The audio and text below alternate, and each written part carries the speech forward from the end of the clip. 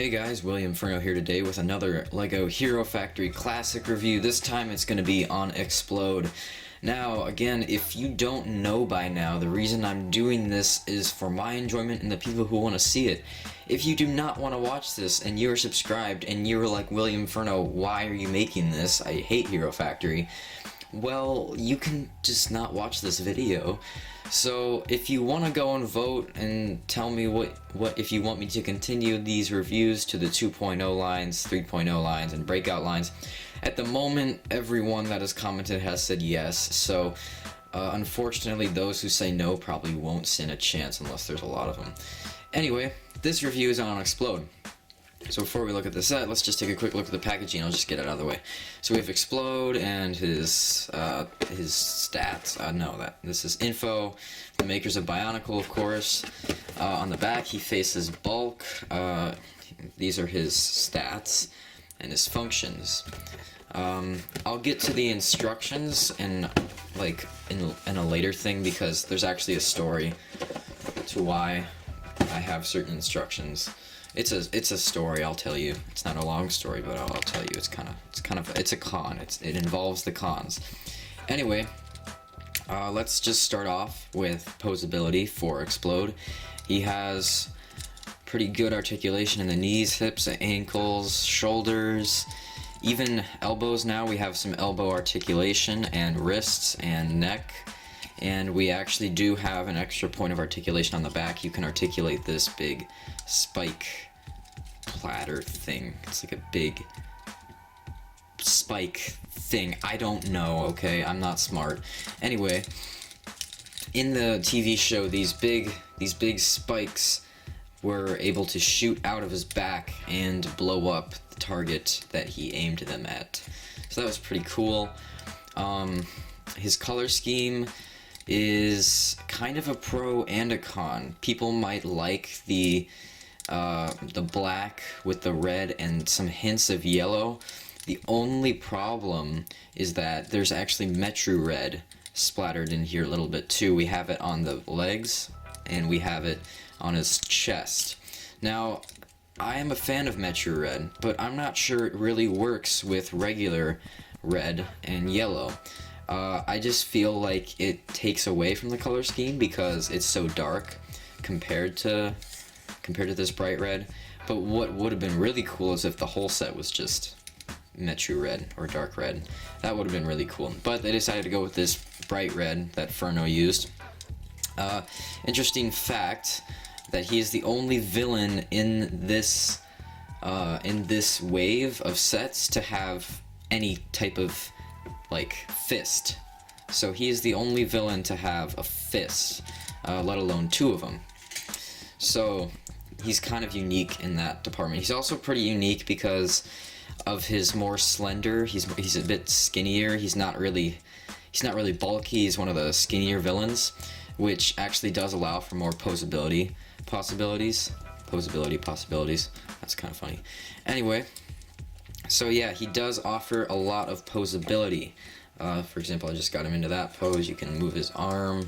A little problem though is that you see these elbows are they have axles right here. So when you do move it, you can only move it so far because of this. Now you could just rotate it 90 degrees, but the problem with that is that this spike will just go all the way down. And the set itself looks better if it's just like that. So it does hinder posability and articulation a little bit. You can move him like that, but that looks kind of weird and funky. Another thing that does look weird and funky is that the elbows are actually all the way down here.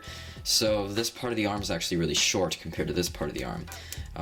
If they want this to be the elbow, which is exactly what it looks like.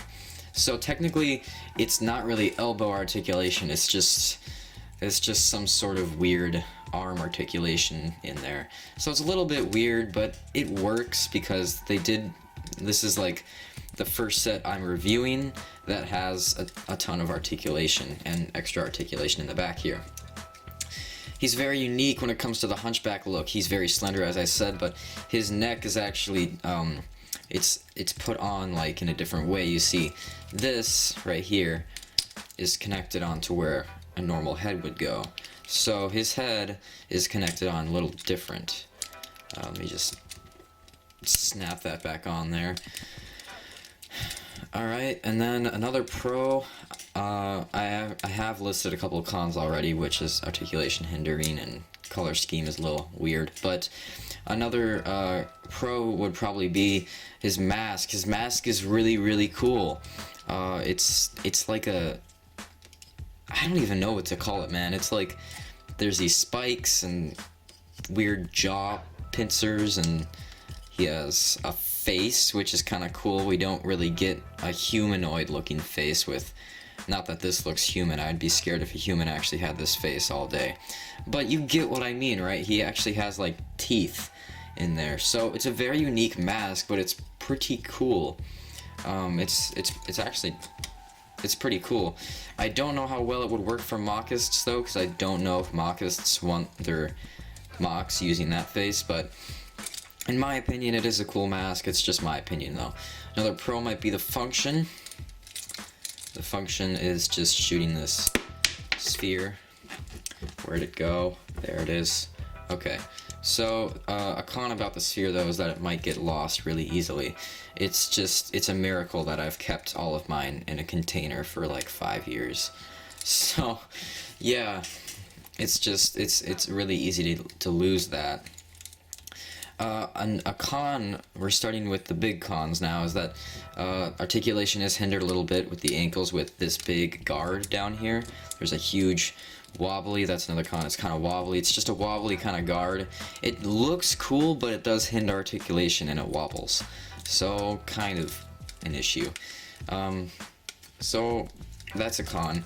Now let's see the instruction booklet con. Now, this isn't really about instruction booklets, it's not about that at all, actually, but if I take them out, the problem is that you can tell I've had to buy 2 of these. Why have I had to buy 2 of these? It's because of the joints cracking. I believe these joints, when I bought my first copy of it, the Metru Red joints cracked, and I accidentally stepped on him in the dark, so it's my fault, but these joints cracked so easily, and then another arm joint cracked, and then I just decided, screw it, I'm gonna buy a new one. So I bought a new one, and it's not really the fact that I have 2 instruction booklets, or I think, no, I threw away the other box, but it's not the fact that I have 2 instruction booklets that it's a con, it's a fact that I had to buy another one just because all the joints broke. So, one second, guys. Sorry about that, guys, just a little thing came up and I had to go for like 2 seconds. Anyway, there's one more con I wanted to point out before I just finish off this review. It's that these things are just kind of sitting on an axle. It's kind of annoying because when you move the arm in a weird direction, or you, like I said, you rotate the elbows 90 degrees so you can actually fully articulate them, it moves these, and these just kind of sit on an axle, and these fire spikes are just kind of annoying. Oh, I forgot to point out, the new parts would probably be this spike piece. I don't know if these shin guards are new, but they might be. I'm pretty sure they're not. I know that this sword piece is new, and the helmet, or the mask, is new. Correct me if I'm wrong, I think maybe this shin guard, which is used as a chest piece, is new at the time of release, that is. But I am not positive. Anyway, I don't want to take up your time talking about that, because that's kind of boring. But this has been my review on Xplode. He's actually a pretty good villain. If you were to go out and buy a villain, I would recommend this guy. He's not my favorite, but he's better than Corroder, which I've already reviewed. Funny story though, like when this guy was released, he was mass produced along with Corroder. At least in my stores he was, because I remember I didn't get into Hero Factory until around the 2.0 wave started coming out, but my original sets definitely were this wave, and so he, I think, no, he was the 3rd villain I got, but Xplode, when I went into the store, I remember there was like no Thunders, there was like there was a couple Meltdowns, there was absolutely no Rotors, there might have been a couple Von Nebulas, but this guy there was like 20,000 copies of him on the shelf, so he was very well produced, and that might just be in my area. But it was harder to find other villains when, at least it was easier to buy 2 of this guy. So yeah, next on the review list is none other than Thunder. So that's it for this review, and I'll see you guys later.